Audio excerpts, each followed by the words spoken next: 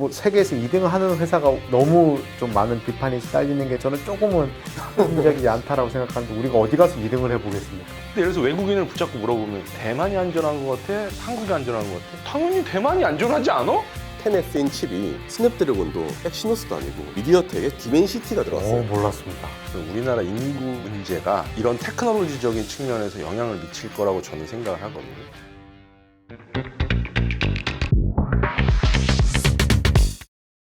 네, 최근 대만이 아시아 최고의 반도체 국가로 부상했지 않습니까?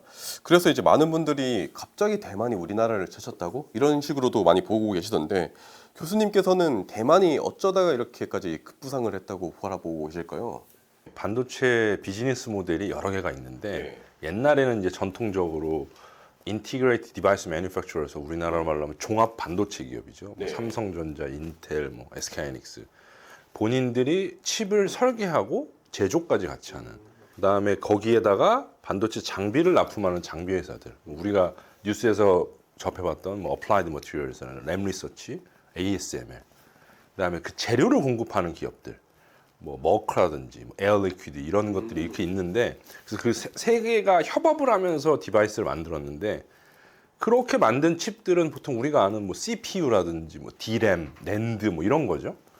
근데 이제 우리 인터넷 커넥티드 서비스가 많이 생기고 애플도 직접 칩을 디자인하기 시작하고 하면서 다양한 응용처에 많은 종류의 다양한 칩들이 많이 생겼거든요. 그러면은 아까 IDM이라는 그런 종합 반도체 기업에서 그걸 만들 수 있느냐? 그거 말고 반도체에서 OEM 기업들이 생기는 거죠. OEM이 이제 주문자 그 상표 부착 방식이라잖아요. 예를 들어서 우리가 지금 뉴발란스지만 이거 미국 거잖아요. 네. 어디서 만든지 아세요? 제 거는 메이드 인 USA입니다. 축하드립니다. 그래서 나이키 신발을 신고 있다라고 하면 열어보면 베트남이라든지 방글라데시 그렇죠? 네. 그래서 그렇게 OEM 기업이잖아요. 네. 그러니까 한마디로 칩을 만드는데도 OEM이 생긴 거죠. 근데 거기서는 하이 테크놀로지죠. 그리고 OEM이라고 하면은 제가 신발 만들게요 하는 기업들이 많지만 이런 하이 테크놀로지에는 신발을 만들 수 있는 기업이 몇 개 없는 거죠. 그래서 TSMC의 상품이 이제 값어치가 굉장히 높이 올라가게 되는 거고. 그래서 TSMC가 잘하는 건 그러니까 커스터머들이 설계하고 그걸 받아서 제조하는 이걸 잘하게 돼서 커진 거고 지금같이 칩의 종류가 굉장히 버라이어티해지니까 이 OEM 기업이 몸값이 올라가게 되는데 거기다 하이 테크놀로지까지 더해져서 만들 수 있는 OEM 기업이 TSMC밖에 없으니까 엄청나게 그 파이도 커지고 캐파도 커지는 거죠. 그래서 잘 나간다라고 설명할 수 있을 것 같습니다. 그러면 대표님께서는 실제 삼성 파운드리와도 활발하게 협업을 하고 계신 걸로 알고 있는데 좀 TSMC보다 좀 더 잘하는 점이 있다면? 삼성도 잘 하세요. 그러니까 TSMC가 워낙 잘하는 거고 뭐 세계에서 2등을 하는 회사가 이렇게 너무 좀 많은 비판이 시달리는 게 저는 조금은 합리적이지 않다라고 생각하는데 우리가 어디 가서 2등을 해보겠습니까? 잘 하고 이제 더 북돋아줘서 이제 TSMC를 근처에 갈 수 있도록 그런 생태계 조성 같은 데 많이 도움을 주셔야 되는데 조금 저 조심스럽긴 합니다. 이런 부분이. 그러면 이한범 교수님, 그 삼성전자가 3나노 GAA 세계 최초로 양산까지 하면서 네네. 그 기술력도 좀 상당히 좀 빠르게 치고 올라가고 있는 것 같은데 네네. 그럼에도 불구하고 많은 기업들이 애플도 그렇고 자꾸 TSMC를 선택을 하는 이유가 있을 것 같은데 그 경쟁력을 현업자로서는 어떻게 바라보고 계실까요? 일단은 반도체 소자라는 게 양산을 시작했다 하더라도 거기에 수율이라는 게 있거든요. 그러니까 이제 반도체 300mm 웨이퍼에서 반도체를 만든다고 치면 굉장히 다양한 공정들이 복잡한 공정들이 들어가는데 그렇게 해서 만든 모든 칩들이 정상 동작하는 게 아니거든요. 그래서 CPU를 만들 때는 어떤 놈은 빠른 속도에서 동작을 하고 어떤 놈은 느린 속도에서 동작을 하고 그래서 그거를 프리퀀시를 나눠서 인텔에서 CPU를 팔잖아요. 그런 식으로 만들거든요. 그래서 삼성에서 G를 세계 최초로 양산했다 하더라도 그 수율이 제가 듣기로는 상당히 떨어진다는 걸로 알고 있고요. 그거를 프로덕트로 가져갈 팹리스 회사들이 봤을 때는 본인들이 생각하는 스펙에 조금 아쉬움이 있을 수도 있는 거죠. 그렇게 해서 좀 기술적인 부분에서의 좀 한계를 좀 부딪히고 있는 것 같고 그리고 하나 드리고 싶은 말씀은 아까 대표님께서 계속 얘기를 했는데 삼성도 잘하고 있고 2등 기업이고 좋은데 실제로 절대적으로 파운더리에 참여하고 있는 엔지니어의 수가 TSMC가 삼성보다 훨씬 많아요. 아 그래요? 훨씬 많아. 그러니까 삼성은 예를 들어서 이렇게 뭐 몇십만 명의 직원들이 있다고 쳐도 D램도 하고 낸드도 하고 LSI도 하고 가전에도 있고 많잖아요. 그러니까 파운더리에 절대적으로 참여하고 있는 인원이 훨씬 적습니다. 그런데 마켓 시어로 거긴 60% 하지만 거기 11%다. 저는 굉장히 잘하고 있다고 생각하거든요. 아, 물론 우리나라의 국민성으로 봤을 때 야 나갔으면 금메달 따야지 약간 이런 약간 갈아 넣는 문화가 있잖아요. 네. 근데 여태까지 갈아 넣어서 그렇게까지 잘하고 있었어요. 제가 봤을 때. 근데 약간의 뭐 삐걱거림이 있어서 조금 이렇게 한번 넘어질 수도 있잖아요. 그래서 거기다가 조금 더 우수한 인재들을 많이 투입을 해서 한다면 훨씬 잘할 수 있을 것 같다고 생각합니다. 저도 이야기 좀 부연해서 드리면 그래도 밸런스를 맞추는 입장에서 말씀드리면 반도체만 놓고 보면 대만이 저희보다 잘할 수도 있습니다. 반도체 이코만 놓고 보면 산업 전체 포트폴리오를 보면 대한민국 현대차도 있고 뭐 에너지 쪽에서 SK 같은 회사들도 있고 전체 산업군 포트폴리오에서는 대한민국이 충분히 밸런스가 잡혀 있고 그리고 반도체 안에서만 보면 삼성이랑 TSMC를 비교해 보면 파운더리 vs 파운더리는 말씀처럼 그렇습니다. 저희가 절대적으로 인력이 부족한 부분이 있는데 여기 또 메모리도 잘하고 시스템 LSI도 지금 하고 있고 삼성전자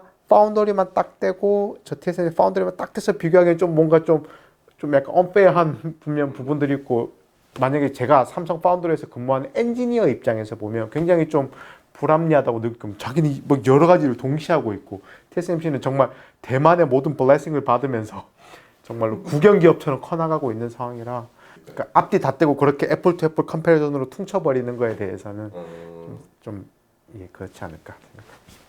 그러면 TSMC는 솔직히 딱 봤을 때 우리나라보다도 더 지정학적인 위험이 있다고 볼 수도 있지 않을까요? 근데 따지고 보면 TSMC가 우리나라보다 뭐 절대적인 영토의 사이즈가 작다 뿐이지 우리나라도 섬나라잖아요. 그렇죠. 네. 그럼 지정학적인 리스크로 보자면 예를 들어서 우리나라 사람들은 한국에 사니까 이게 안전해. 근데 예를 들어서 외국인을 붙잡고 물어보면 야 대만이 안전한 것 같아? 한국이 안전한 것 같아? 당연히 대만이 안전하지 않아? 한국은 바로 위에 있잖아. 뭐 그런 의미로 봤을 때 우리는 너무나 이런 어떻게 보면 메타 스테이블한 상태가 굉장히 익숙해져 이런 안전한 상태에 익숙해져 있어서 아무 일이 일어나지 않을 거라고 생각이 되는데 그건 절대적으로 우리의 시선에서 바라보는 기준이 아닐까라고 저는 생각을 합니다. 그러면 아까 이제 대표님께서도 말씀해 주셨듯이 뭐 미디어텍도 있고 또 UMC 같은 것들도 있고 TSMC뿐만 아니라 굉장히 다양한 반도체 기업들이 있잖아요. 반도체로만으로 따진다면 지금 대만이 우리나라보다 살짝 더 우위에 있는 것은 어느 정도 맞는 것 같은데 어떻게 하다가 이렇게 반도체가 이렇게 대만에서 강해지게 된 걸까요?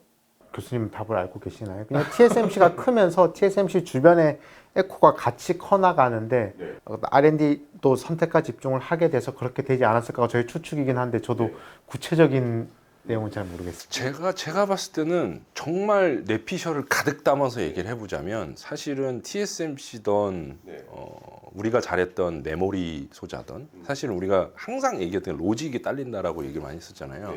인텔이나 뭐 이런 데선 뭐 CPU 같은 거 만들어내고 근데 메모리 산업을 자세히 들여다보면 설계가 많은 포션을 차지한다기보다는 그 공정과 그거의 최적화 수율을 땡겨 끌어올리는 것들 그러니까 한마디로 굉장히 레이버 인텐시브한 산업이거든요. 그러니까 많이 때려 넣고 많이 최적화를 하면 할수록 돈을 많이 벌 수 있는 산업이에요. 물론 하이 테크놀로지긴 하지만 근데 전체적으로 그러니까 서양에 비해서 우리나라나 뭐 대만이나 일본이나 중국이나 전체적으로 분위기가 하나의 목표가 있으면 개인의 자유가 상당히 많이 제한되는 느낌이 있잖아요.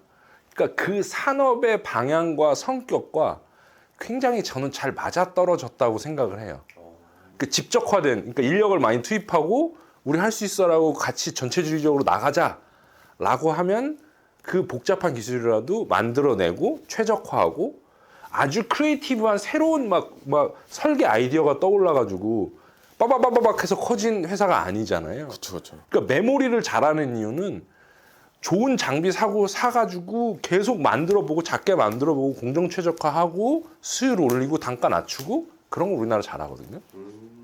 그래서 그런 측면에서 바라봤을 때 대만도 그런 느낌이지 않을까라는 게 제 뇌피셜을 가득 담아서 설명을 해본 겁니다. 이게 대만이 굉장히 요새 좀 무섭다고 느낀 게 혹시 두 분은 최근에 갤럭시 탭 10이 나온 거 알고 계시나요? 알고 계셨나요? 근데 요건 9인데 얼마 전에 10이 나왔어요. 근데 이게 커뮤니티에서 굉장히 좀 화제였어요. 안 좋은 의미로. 왜 그러냐면 10에 쓰인 칩이 아니 스냅드래곤도 엑시노스도 아니고 미디어텍의 디멘시티가 들어갔어요. 몰랐습니다. 이것 때문에 굉장히 화제였어요. 근데 사람들은 아니, 디멘시티는 뭐지? 갑자기 어디서 나온 기업이지? 이라는 생각들을 많이들 하시더라고요. 이 디멘시티가 이제 성능이 제가 이제 수치를 보니까 디멘시티 9400이 지금 아이폰 이제 A 시리즈 칩과 거의 비슷하고 이제 스냅드래곤을 넘어서는 정도로 올라왔다고 하더라고요. 칩 설계 관점에서 봤을 때 미디어텍에 뭐 어떤 특별한 게 있나요?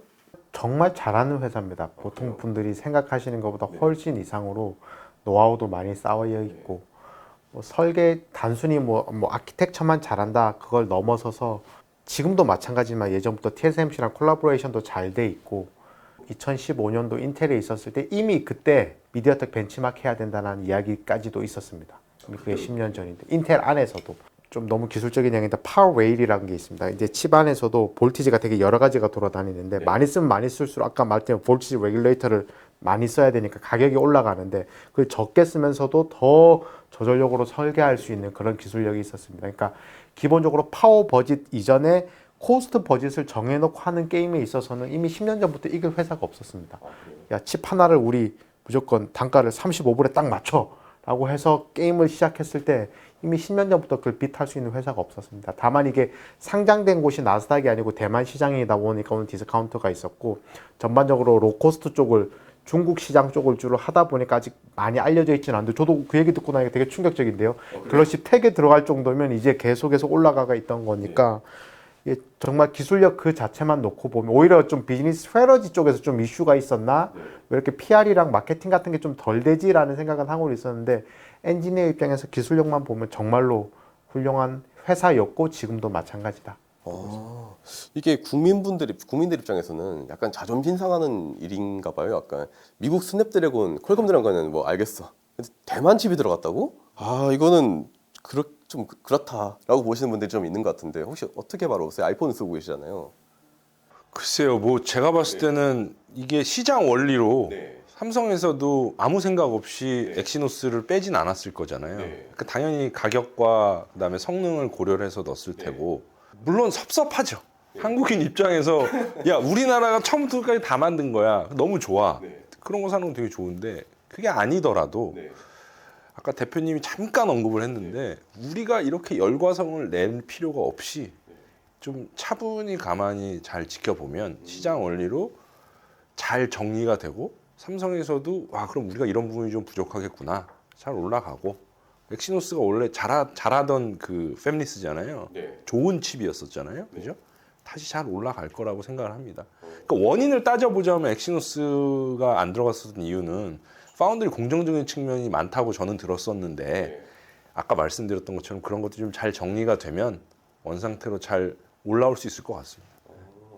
여기에 디멘시티가 들어갔다는 게 국민분들도 또 연구자분들도 좀 충격이셨나 봐요. 아까 알고 계셨나요?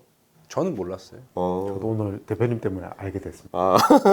그럼 만약에 이한보름 교수님께서는 지금 애플 제품 위주로 쓰고 계신데 만약에 막 디멘시티에서 막 새로운 칩이 나왔는데 애플 칩을 완전히 넘어버렸어요. 그러면 좀 바꾸실 의향이 있나요?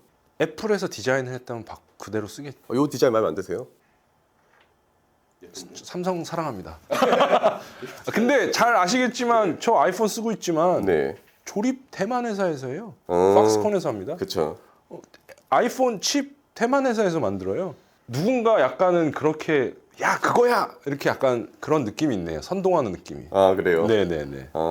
이 커뮤니티에서 조회수가 거의 몇십만 회 이상 나왔었거든요. 엄청 화제였어요. 아니 삼성 너희 왜 계속 원가 절감하냐?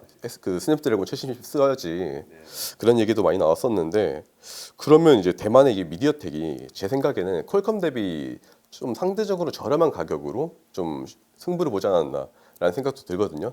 왜냐하면 이번에 퀄컴 칩이 가격을 엄청 올렸대요. 그러니까 삼성 입장에서도 퀄컴 쓸까 그 디멘시티 쓸까 하다가 디멘시티를 고른 게 아닌가 싶은데 저렴한 가격과 고성능함은 또 중국을 빼놓지 않을 수 없을 것 같은데 중국이 EUV가 없음에도 불구하고 7나노 칩도 만들어내고 막 쫓아오고 있잖아요. 마치 예전에 우리나라 LCD가 중국한테 좀 밀렸던 것처럼 우리나라 D램에서도 메모리에서도 그런 현상이 나타날 수도 있지 않을까 이런 우려들이 나오고 있는데 혹시 여기에 대해서는 어떻게 바라보실까요? 그렇죠. 그러니까 7나노 뭐 이렇게 뭐 사이즈를 얘기하는 거는 뭐 메모리를 얘기를 하는 것 같지는 않고 로직 디바이스를 얘기를 하는 것 같은데, 예, 근데 그거는 아까 말씀드렸던 것처럼 7나노를 만들었다 하더라도 수율이 따라와줘야 되기 때문에 냉정하고 차분하게 바라봐야 될 필요는 있을 것 같고요.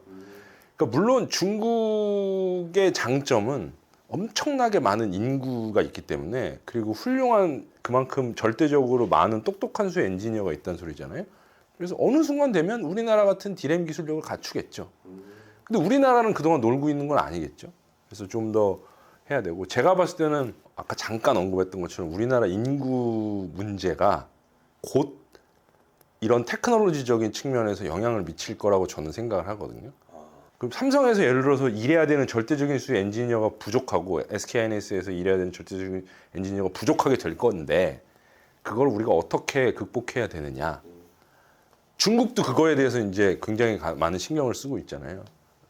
장기적인 관점에서 인사이트를 가지고 생각을 해서 준비를 해야 되지 않을까라는 생각을 하고 있습니다.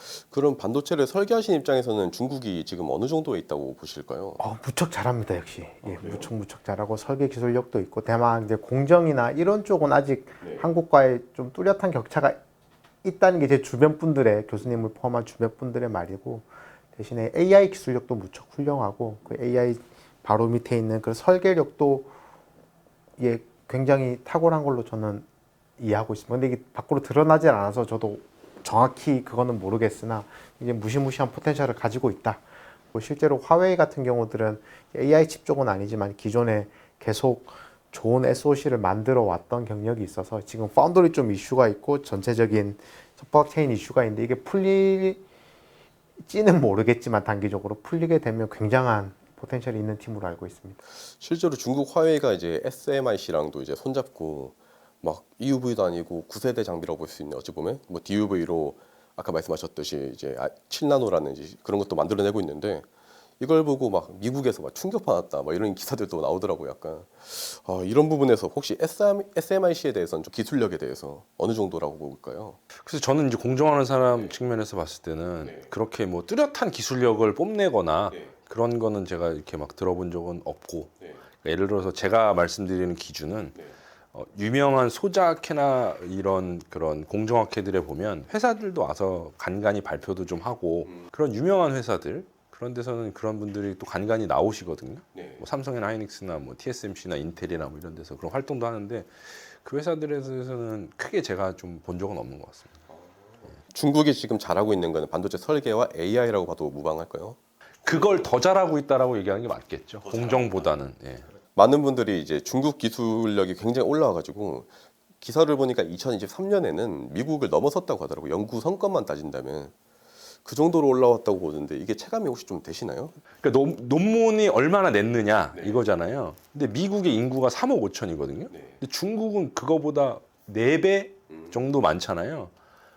제가 이제 케미스트리 머티리얼즈라는 미국 화학회 쪽 저널의 에디터인데 그런 통계 자료를 매년 분석하거든요. 어느 나라에서 얼마나 냈고 뭐 리젝 비율이 어떻게 되고 막 하는데 중국은 원래부터 50% 이상을 항상 가져갔어요. 전 세계 논문에서 양성되는 것은.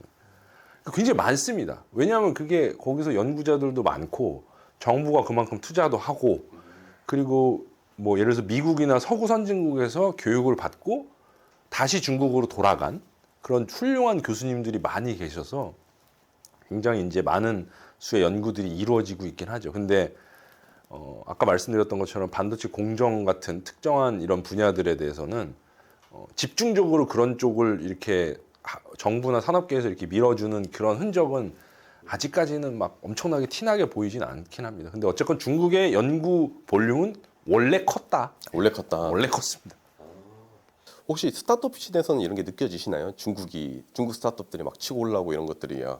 요즘 반도체 그런 규제 이슈로 이제 세계 시장에서 당장 맞닥뜨리지는 않는데 같이 공부하던 사람들이 다 중국계 친구고 제가 인텔에 있었던 뭐 애플에 잘하는 친구들이 중국에 들어갔다더라, 중국 스타트업에 들어갔다더라 그런 이야기를 들으면 이게 뭐 정말 잘하는 이제 그런 포텐셜 있는 나라라고 생각하고 있습니다. 그럼 이한보람 교수님께서는 마지막으로 이제 우리나라가 그래도 요거만큼은 중국이랑 대만에 비해서 월등히 앞서 있다 싶은 반도체 이제 기술이 있다면 어떤 게 있다고 보실까요? 아까 대표님께서 말씀하셨던 HBM 같은 경우가 그렇게 대표할 만한 그런 기술력이고요. 그리고 요소 기술들 우리나라가 잘하고 있는 공정에서 요소 기술들은 대만이나 중국보다 훨씬 잘하고 뭐 제가 하고 있는 ALD 분야라고 하더라도 훨씬 더 잘하고 있습니다. 시작도 굉장히 빨리 했고요. ALD에서 우리나라가 앞서 있다고 볼 수 있는 건가요? 그럼요. 네. 한국이 그 5천만밖에 안 되는 인구인데 그만큼 그런 쪽에서 논문의 볼륨도 많이 나오고 저도 그러니까 제가 잘해서라기보다는 한국이라는 나라가 가지고 있는 포텐셜 그리고 그 한국의 그 실리콘 인더스트리의 생태계가 잘 형성되는 그런 것들을 걔네들도 인정을 해주거든요. 그렇기 때문에 ALD 학회도 내년에 한국에서 열리게 되는 거고 본인들도 한국에서 연구하는 연구자들의 발표도 듣고 싶기도 하고 그리고 삼성이나 하이닉스 뿐만 아니라 위시한 다른 장비 업체나 소재 업체 한국이 가지고 있는 업체들과 네트워킹이나 인터랙션도 하고 싶기 때문에 한국을 상당히 긍정적인 나라로 평가를 하고 있습니다. 마지막으로 이제 반도체 스타트업 씬에 계시고 반도체 학계에 계신데 각자 이제 가장 어려웠던 부분이 있다면 연구를 하시면서 혹은 사업을 하시면서 어떤 게 있을까요? 먼저 박성현 대표님부터. 이게 모든 게 어려워서 뭐가 가장 어렵다라고 하니까 아니 안 행복하시나요 요새? 뭐 한 달 중에 하루 이틀은 그래도 좀 행복한 것 같긴. 아니 하루 이틀 행복하시면 27일 8일은 힘들다. 연구도 마찬가지실 텐데 보통 연구는 한 달 중에 하루 성공하고 29일 페일 하는 거죠. 한 달도 그런가요? 100일 중에 하루인가요? 또 실험을 하면 실험이 되는 날이 시뮬레이션이 돌아가는 날이 뭐 100일 중에 하루였을 테고 아닌가요? 교수님은 너무 잘하셔서 뭐 좀 길 수는 있는데 실패가 엄청나게 많으니까요. 그 저는 제가 이제 직접적으로 실험실 가서 실험을 하진 않고 대학원생들 지도하니까 그런 부분은 잘 못 느껴지긴 하는데 가장 난이도가 있고 힘들다는 창의력을 발휘하는 것 같아요. 창의력을. 그러니까 예를 들어서 대부분의 예전의 우리나라 연구들은 우리가 무언가를 만들어낸다기보다는 만든 거를 빠르게 따라가는 형태의 연구들이 많았고 그런 산업도 많았잖아요. 근데 미국이 잘하는 게 굉장히 크리에이티브한 사람들이 많이 나오고 그 사람들 투자를 많이 하잖아요. 실패를 해도 된다. 연구에서도 저는 개인적으로 마찬가지. 대학교 교수들은 이제 테뉴어라고 해서 정년 보장 심사를 거쳐서 저는 이제 정년 보장을 받은 교수거든요. 그러니까 다시 말하자면 제가 법적으로 문제되지만 않으면 학교에서 잘릴 일 없다는 거죠. 너 놀아도 돼 이게 아니라 야 너 이만큼 열심히 너의 퍼포먼스를 보여주고 개런티가 됐으니 리스키하지만 창의력이 있는 연구를 좀 해봐라. 이런 의미로 저는 받아들이고 있거든요. 그래서 그 창의력을 그럼 어떻게 뽑아낼 것인가. 그게 이제 가장 항상 퀘스천 마크죠. 어느 누구도 하지 않은 연구를 내가 아이디어를 내서 그거를 끌고 나가야 되는 거잖아요. 그래서 그게 가장 어렵고 난이도가 있습니다. 반도체 설계에서도 창의력이 많이 중요한가요? 그렇죠. 예, 반도체 설계 그 반도체를 활용하는 뭐 소프트웨어 설계하는 데 있어서도 창의력을 키우려면 어떻게 해야 됩니까, 교수님?